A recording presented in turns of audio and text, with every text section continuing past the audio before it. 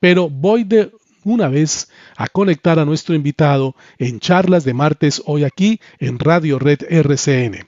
Y es un gusto para nosotros presentar al señor secretario de Salud, el doctor Gerson Vermont, quien tiene la amabilidad de llegar hasta nuestro programa para hablarle a todos los bogotanos a través de esta estación RCN. Señor secretario, un gusto tenerlo aquí, bienvenido y muy buenas tardes.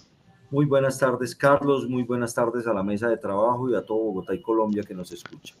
Gracias por dedicarnos este ratico para que nos pongamos un poquito nuevamente en actualidad de los mil y un temas que su cartera tiene que enfrentar en temas que pues buscan elevar la calidad de vida a los bogotanos, porque al fin y al cabo todo eso, ese vértice se une allá en esa que es la gran ilusión de quien está frente a una cartera como la suya y en un tema tan importante, tan sensible como es el de la salud. Así que yo le propongo, si usted tiene a bien, que toquemos algunos temas que son de coyuntura, otros que particularmente en un contacto que tuvimos hace un tiempo, cuando tuvo la amabilidad de ir hasta la Torre Sonora de RCN, se lo planteamos y me acuerdo como hoy, y casi que caprichosamente, si usted me lo permite, quiero comenzar con este. Usted me decía, Carlos, ese es un tema que hay que trabajar. A veces no se visibiliza tanto, pero es un tema que hay que trabajar. Y cuando empezaba ya su gestión al frente de la Secretaría, dijo, a ese tema le meteremos mucho esfuerzo. Y es el de la salud mental. Será uno de los temas que trataremos, pero como se trata de generar expectativa con la audiencia de qué más vamos a hablar, hay un tema también de coyuntura gravísimo que se desprende de una responsabilidad nacional y que afecta en lo local también, que es el del abastecimiento de medicamentos. Particularmente le tengo que contar que vivo y sufro ese drama con un hermano que toma un medicamento psiquiátrico y hace 3 meses no lo encuentro y me toca comprarlo y a un costo bastante alto. Pero hablaremos también de cómo marcha un tema como es el de la formalización de los trabajadores de las 4 subredes que tiene el sector. Como ven, una charla variopinta que vamos a tener con el secretario de Salud. Pero comienzo con este que sé que también es uno de sus temas, yo no digo que favoritos, sino que le generan mucha y gran responsabilidad, el de la salud mental. Y me cuentan, y quisiera que usted lo contextualizara ante la audiencia, que tiene un dato importantísimo, y es la disminución del índice de suicidios en Bogotá, un tema que estaba increciendo permanentemente en épocas anteriores y que usted cuenta que viene disminuyendo. Bienvenido y buenas tardes. Bueno, nuevamente, Carlos, gracias por el espacio y qué buena memoria, porque estuvimos efectivamente en cabina y les manifesté, tal como usted me lo está diciendo, que uno de los temas centrales de Bogotá era la problemática en salud mental y uno de los temas centrales también del alcalde Carlos Fernando Galán en todo lo que esto implica, porque los temas de seguridad, los temas de movilidad, los temas de cualquier índole tienen una consecuencia final en el sector salud y parte de estas consecuencias son efectivamente la salud mental de los bogotanos, o sea, cómo estamos percibiendo, cómo estamos viviendo, cómo estamos sintiéndonos, cuáles son nuestras emociones, cómo amanecemos y cómo nos acostamos. Todo eso efectivamente es de importancia para el distrito y generamos un plan muy fuerte de salud mental visto desde la intersectorialidad y con un trabajo comunitario muy fuerte. Los temas de salud mental es de los temas más complejos y difíciles de revertir. Las tasas de suicidio, y esa es una gran noticia que estamos dando a todos los bogotanos, por primera vez se puede decir en 15 años tienen una tendencia hacia la baja. O sea que logramos, y no solo son por políticas públicas del distrito, sino toda una serie de factores sociales, comunitarios, efectivamente, de percepción, que nos están dando unos resultados que hoy nos invitan a decir simplemente que es posible, que revertir las tasas de suicidio fue posible. En el año 2023 tuvimos 439 suicidios en Bogotá, una cifra escandalosa, una cifra que venía subiendo desde el año 2012 sin parar, solo por la pandemia. En la pandemia tuvimos un descenso pequeño, pero el resto uno mira una tendencia desde el año 2012 hasta el año 2023, una tendencia creciente. Si sacamos los años de pandemia, es una línea creciente permanente y en el año 2024 logramos bajar de una tasa del 5.6% por 100.000 habitantes del año 2023 a una tasa del 4.3%. Esto significa que 92 personas menos tomaron esa decisión en la ciudad de Bogotá. Tenemos 347 casos, sigue siendo escandalosa la cifra, sigue siendo muy triste que a 347 personas de una u otra forma les pudimos haber llegado más, les pudimos haber llegado de mejor manera, pudimos haberlos atendidos en todo lo que los rodea en el marco de sus determinantes sociales, porque no es solo salud, no es solo medicina, es por qué la persona toma una decisión en este sentido, temas laborales, temas económicos, temas de violencias, temas de maltrato, temas de abuso. Esto es un tema muy multifactorial el que hace que una persona llegue a esta situación. Y la noticia positiva, aún con el dolor de 347 personas que en el año 2024 no lo lograron, es que 92 sí lo pudieron lograr y 92 personas menos se suicidaron en Bogotá, lo que quiere decir que algunas políticas de las que estamos haciendo de una u otra forma están funcionando, está siendo positiva. Y eso Secretario, es a seguir trabajando en ese sentido. Eso es realmente estupendo y muy esperanzador lo que usted nos está contando, porque cada vida que se le logre arrancar a un intento de suicidio es ganancia, pero claro, con que haya un solo caso aún implica que hay mucho por hacer. De esas políticas a las que usted alude, ¿cuáles destacaría que son como el eje para que esté ocurriendo lo que está ocurriendo y nos cuenta? Y es que por primera vez en mucho tiempo estamos viendo una tendencia sostenida a la baja en materia de suicidios en Bogotá. Bueno, ayer hicimos una mesa de expertos porque hay que ser responsables y no podemos decir ahorita que los programas que estamos implementando necesariamente tengan una causalidad directa con la disminución. Seguramente el conjunto de políticas nos han ayudado y podríamos resaltar algunas sin tener la evidencia científica de que eso estuvo directamente relacionado. Pero le voy a poner unos casos que sí son medibles y muy claros. Lanzamos efectivamente la reducción en el suicidio en las instituciones educativas, en un programa entre la Secretaría de Educación y la Secretaría de Salud, en el cual estamos fortaleciendo los caminos y los conductos para que los niños, las niñas, nuestros jóvenes se puedan comunicar cuando tengan algún tipo de ideación suicida, cuando algún tipo de depresión, cualquier síntoma, cualquier señal que nos permitan. Hemos hecho unos canales de acompañamiento, no solo al estudiante en las cuatro paredes de la institución educativa, sino que hemos ido acompañándolos hasta sus familias, involucrando a sus familias e involucrando incluso el barrio, el sector, todo el entorno que rodea al estudiante. Esta estrategia que hicimos con el sector educativo, que se llaman entornos inspiradores, tiene ya clara una cifra de haber disminuido en un 50% los suicidios en las instituciones educativas. Eso ya es real. Esa sí es una cifra real de que hubo una disminución del 50% en los suicidios. Pero también podríamos empezar a resaltar todo el trabajo que hemos hecho con la Secretaría de Cultura, donde estamos haciendo espacios de baile, espacios de yoga, de reentrenamiento de las personas, espacio donde las personas encuentran espacios vitales para poder comunicarse a través del arte y la cultura. No tengo una medición exacta, pero podríamos decir que puede incidir.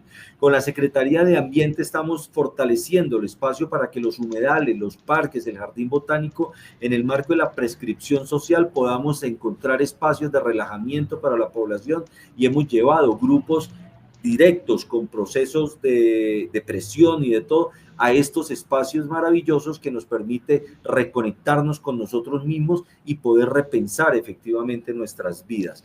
Al mismo tiempo, con el sector de la prestación de servicios en salud, hemos intentado, aquí falta muchísimo, que la oportunidad y la calidad en la atención en servicios de salud mental mejoren. ¿Por qué la oportunidad? Porque es que usted iba a pedir una cita con psicología y se la estaban dando a 3 meses.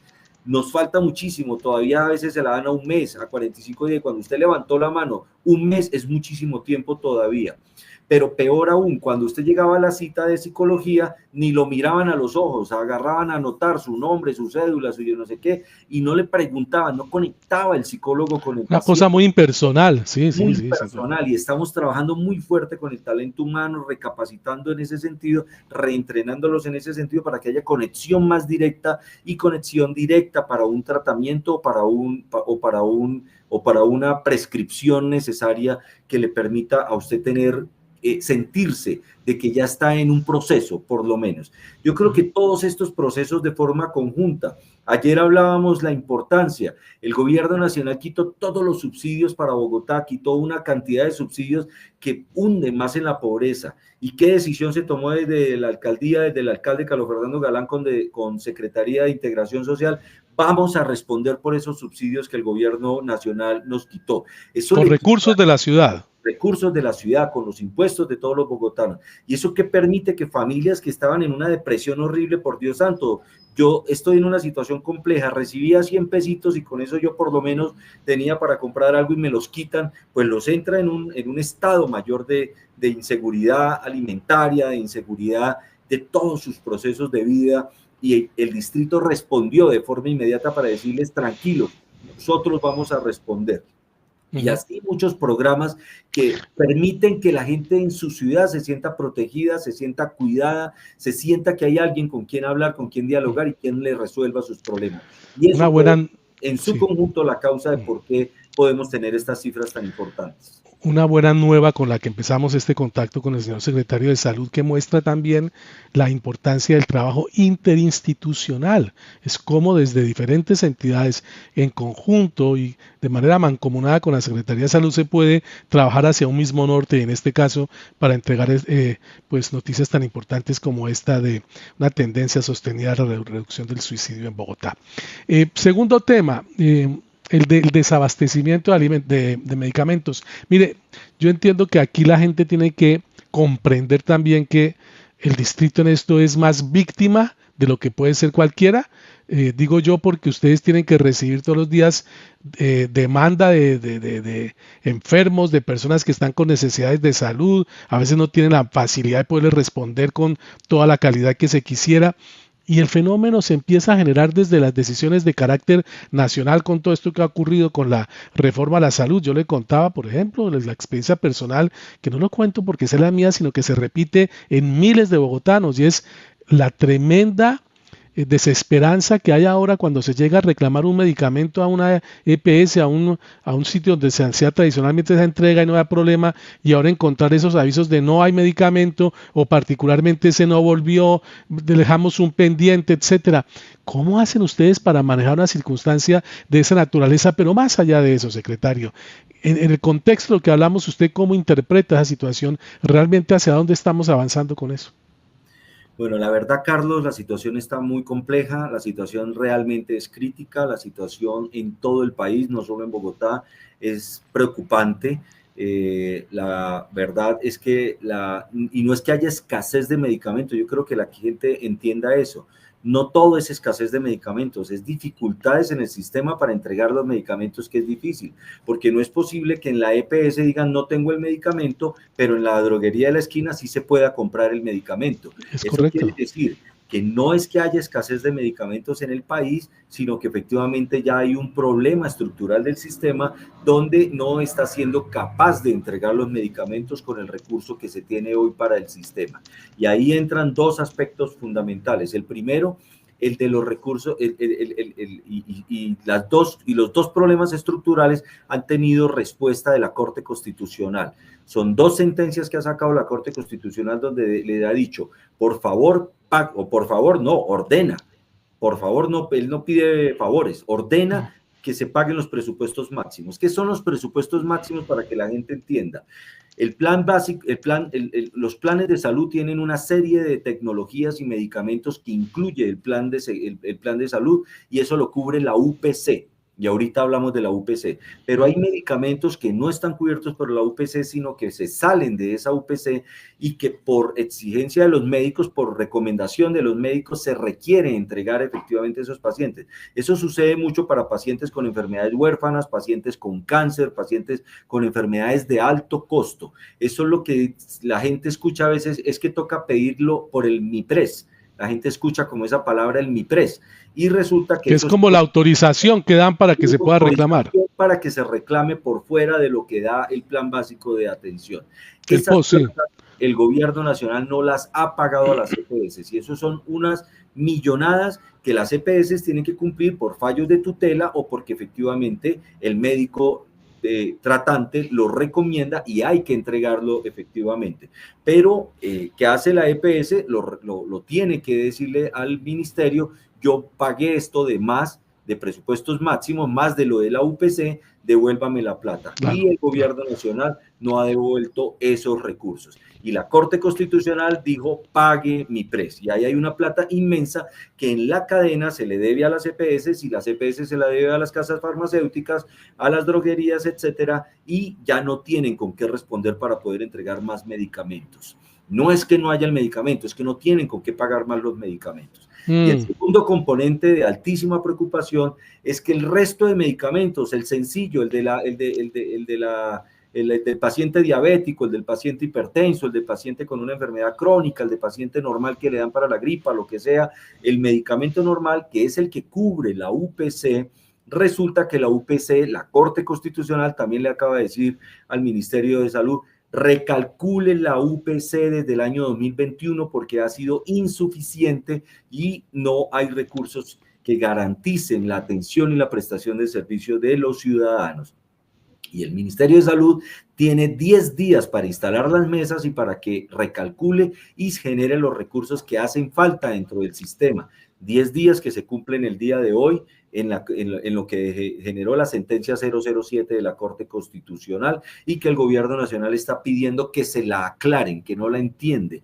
Y ahí un llamado a la responsabilidad al Ministerio de Salud de que estamos jugando con vidas humanas y el tiempo es precioso porque efectivamente ese recurso es el que está generando, esa falta de ese recurso es el que está generando en parte la escasez de medicamentos en el sistema, porque a su hermano y a mi mamá, a todos nos está pasando, no le entregan. A mi mamá hace 3 meses no le entregan sus medicamentos para la diabetes y para la hipertensión. Ella vive en Cúcuta y hace 3 meses de la nueva EPS no le entregan los medicamentos para la diabetes.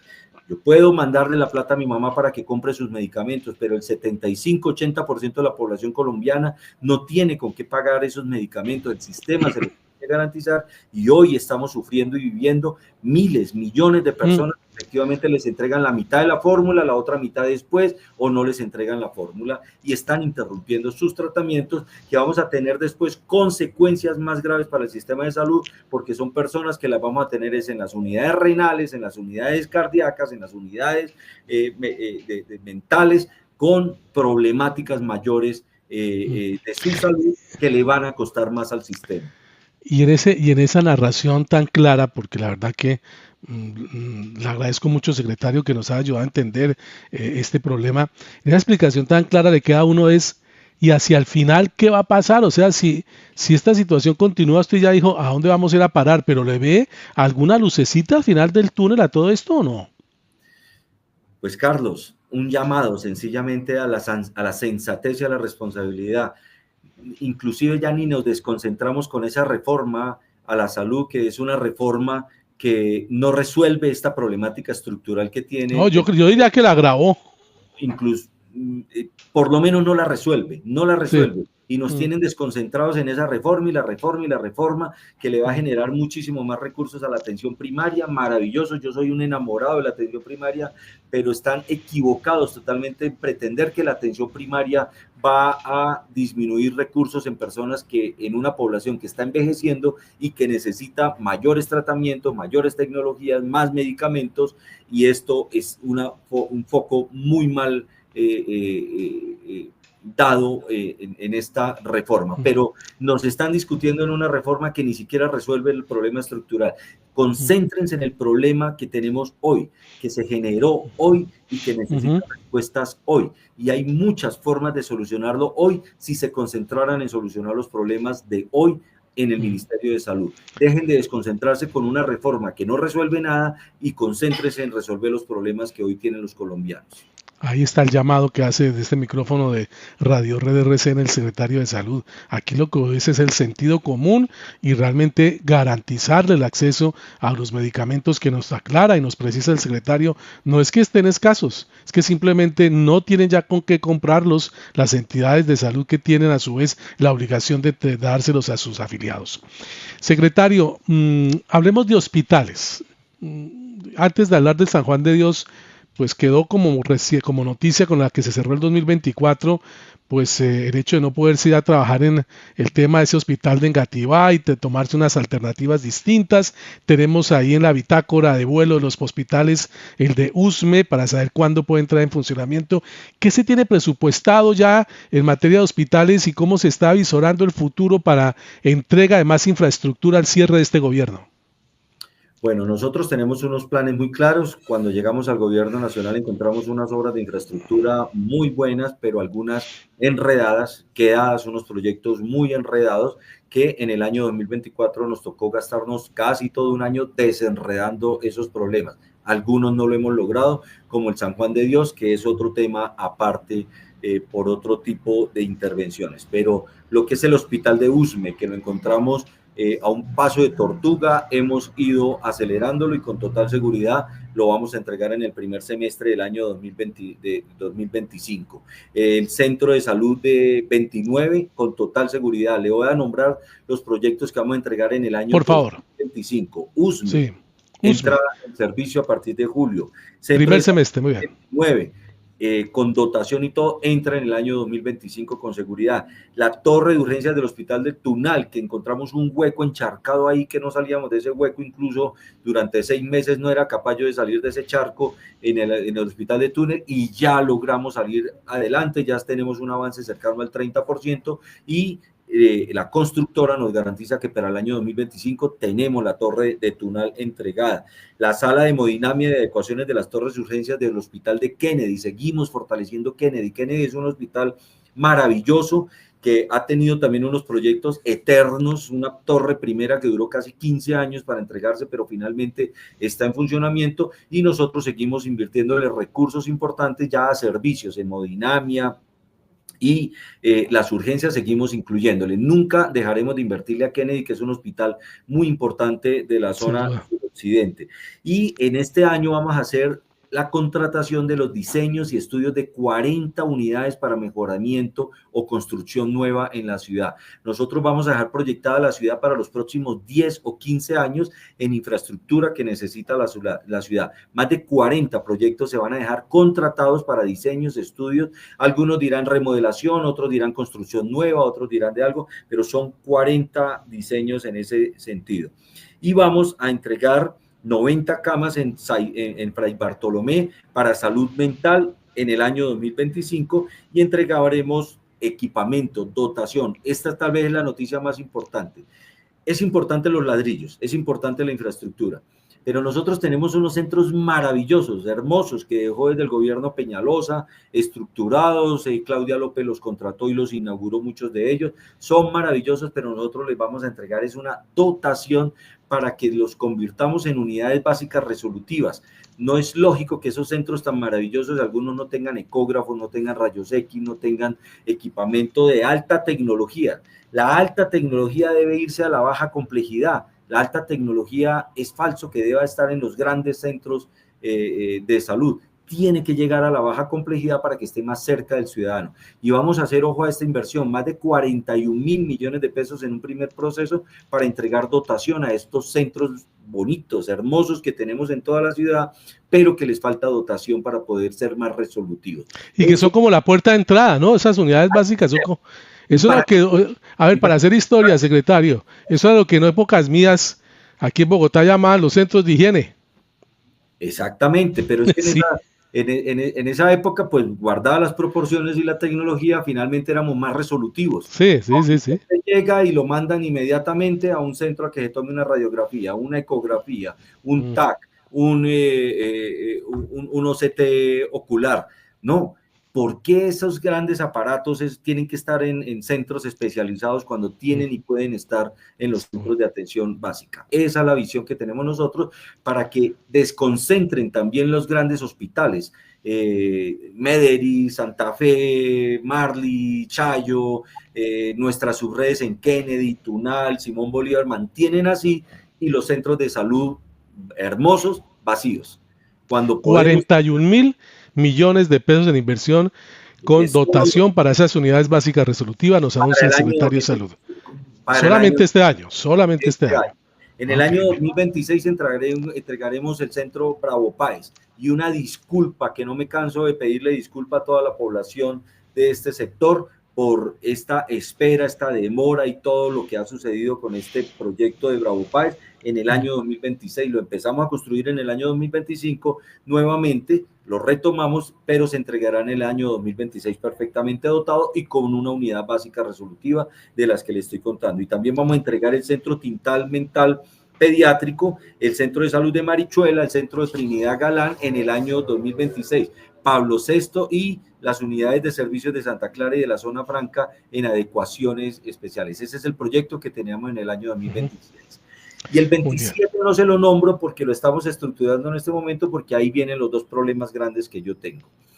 ¿Qué son? ¿Qué va a pasar con San Juan de Dios? Tenemos 500.000 millones de pesos que son de los ciudadanos, enredados en un litigio, enredados en un problema y en una discusión con el gobierno nacional, que esperemos, y hemos tenido unas mesas de trabajo para resolverla. La voluntad del alcalde Carlos Fernando Galán, la voluntad mía, es que lleguemos a acuerdos con el gobierno nacional para poder desenredar, porque el San Juan de Dios debe ser de la ciudad y para todo Colombia, y en ese sentido estamos dispuestos a ponernos de acuerdo, pero siempre y cuando sean unos proyectos costo efectivos que realmente sirvan para la ciudad y para aún en eso, en esas mesas de trabajo, como para no meterlo en camisa de 11 varas, porque sé que el tema es delicado y está en un proceso como de negociación, por decirlo de alguna manera, pero ¿ve usted que haya posibilidad de encontrar coincidencias que logren llevar a ese efecto, y es que el hospital pueda reabrir sus puertas y cumplir con su misión, pero con un trabajo real de lo que puede ser un hospital de esa naturaleza, secretario? El alcalde Carlos Fernando Galán nos ha ordenado a que trabajemos en esas coincidencias, que no busquemos los lados en los que no estamos de acuerdo, sino cómo avanzamos en lo que estamos de acuerdo. Yo creo que es algo importante para la ciudad. Son 16 hectáreas en el corazón de la ciudad, que no podemos estar en una pelea absurda y ridícula que afecte a los ciudadanos. Y en ese sentido tengo la orden del alcalde de trabajar sobre las coincidencias. Complejo, porque con quien más diálogo estábamos teniendo, porque esto es un tema de patrimonio cultural, era con el ministro de Cultura. Escribí: ministro, cuánto me duele su decisión, porque estábamos avanzando de forma tranquila, honesta y muy técnica con el ministro de Cultura. Esperemos a ver qué sucede en ese diálogo, donde está sentado el Ministerio de Cultura, el Ministerio de Salud, por supuesto, en cabeza del ministro Jaramillo, con el cual también hemos tenido muchos diálogos al respecto, y la orden, insisto, que tenemos es encontrar los acuerdos para poder sacar adelante el San Juan de Dios. Y el segundo proyecto es el de Engativá, que estaba con una proyección que comprometía recursos por más de 900.000 millones de pesos, y nosotros no estábamos de acuerdo con el tamaño y la proyección que se le estaba dando a este hospital, cuando con ese mismo recurso podemos hacer 3 hospitales que estamos estructurando. Uno para hacerlo en Fontibón, por supuesto hacer en Engativá. No estamos diciendo que no hacemos Engativá, sino que bajo otra modalidad hacemos Engativá, y un hospital que necesita la parte occidental de Suba, que está atrapada allá entre el Juan Amarillo, entre el río Bogotá y la Boyacá, y ahí no hay casi atenciones en salud, y nosotros debemos garantizarle a esta población tan importante un buen hospital en ese sector, de acuerdo al modelo de atención en salud, más bienestar. Y en ese sentido tengo que llevar al Consejo Distrital, porque son recursos que estaban con una destinación específica, y en este momento lo voy a dividir. En vez de hacer un hospital, voy a hacer 3 hospitales, pero tengo que llevarlo al Consejo Distrital, tengo que hacer la estructuración, tengo que hacer los diseños y los estudios, y seguramente va a ser un proyecto que quedará para iniciar en el año 2027. pero que resulta muy aterrizado de acuerdo a las necesidades de lo que realmente demanda la población de ese sector occidental de Bogotá. Así es. Secretario, no lo quiero demorar mucho más, pero no puedo quedarme con este tema entre el tintero, entre otras cosas porque sobre eso genera mucha inquietud y expectativa que se lo íbamos a preguntar, porque hay gente que interesada en el tema quiere escucharlo, y es sobre cómo avanza el proceso de formalización de trabajadores de las 4 subredes, entendiendo que pues son entidades autónomas, por llamarlo de alguna manera, que manejan eso cada una de acuerdo a su propia condición, pero que igual, pues, siendo usted el rector del tema de salud, podría contarnos. Yo les dije a los sindicatos que efectivamente con todo el derecho y así debe ser el que logremos una mayor formalización del talento humano en salud, en eso no tenemos discusión, pero les dije a los sindicatos, yo primero tengo que sacar de la quiebra a las 4 subredes y yo no puedo hablar de formalización cuando no hay entidad. Primero tengo que salvar la entidad y tener una entidad para poder hablar de procesos tan importantes como la formalización y todo lo que estamos hablando, la infraestructura, la dotación, la humanización de la salud. Pero mientras no tengo entidad, no tengo de qué más hablar. Y las 4 subredes las encontramos en una situación muy crítica y durante el año 2024 hemos mejorado los procesos para que sean sostenibles, para que sean equilibradas financieramente.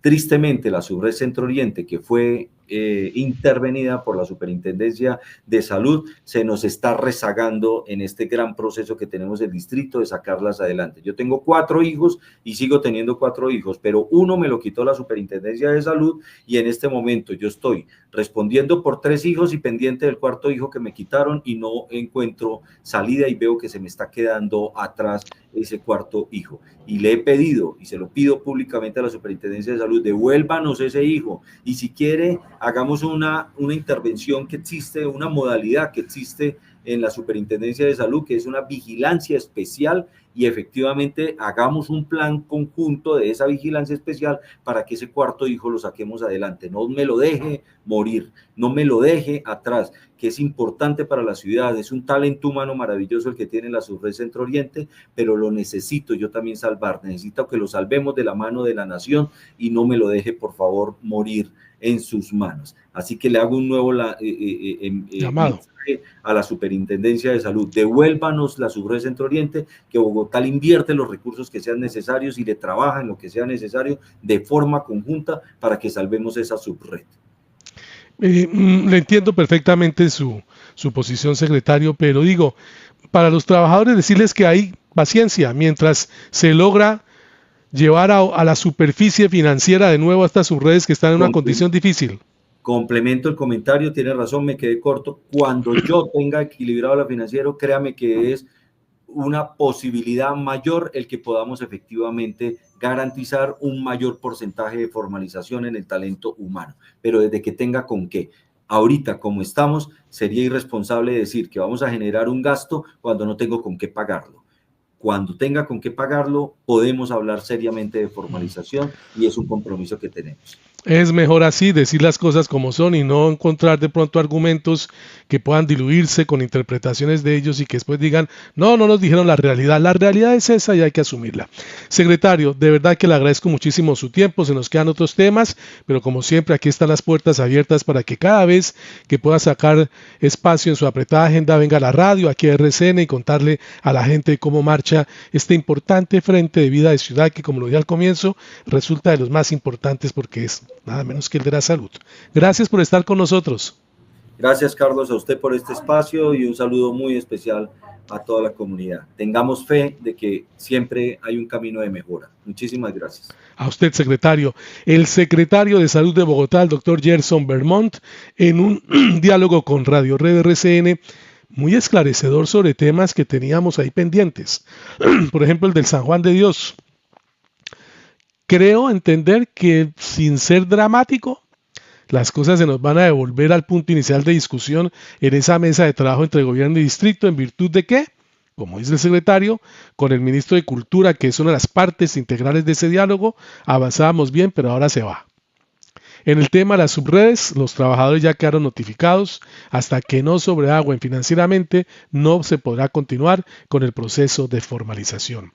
Hay un ambicioso plan de entrega de obras de carácter hospitalario que narró el secretario. Una buena noticia al comienzo, el descenso sostenido de las tasas de suicidio en la capital de la República y una explicación muy gráfica, además muy magistral de lo que es el fenómeno del desabastecimiento de medicamentos, que nos dice él, no hay tal, los hay, pero quienes tienen que entregarlos deben comprarlos y no tienen con qué porque el gobierno nacional no gira los recursos. Son las 12:36, momento para que Juan Carlos nos ponga al día en compromisos comerciales y en un instante entramos con nuestra sección de pensiones aquí en Radio Red Bogotá MPM. Pausa, ya continuamos. Bogotá AMPM, de lunes a viernes a las 12 del mediodía, en la red de Radio Red, RCN 970 AM.